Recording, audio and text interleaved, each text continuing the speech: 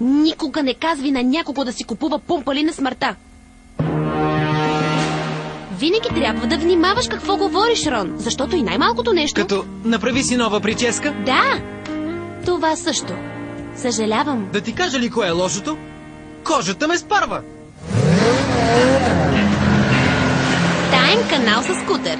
За спешни случаи. Повярвай, няма да говоря с никого. Никога вече. Хайде, пълна газ за към нас.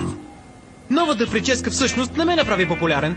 От мен строеше увереност. Отстранявам прическата, оставам си уверен и съм на 6. Ей, Емилия, навита ли си за след училище? След училище? И то с теб? И защо? Да зубрим? Но чакай, аз съм си аз, Рон!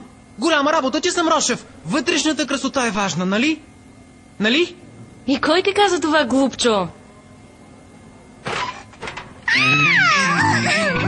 Ето, някой те харесва такъв, какъвто си.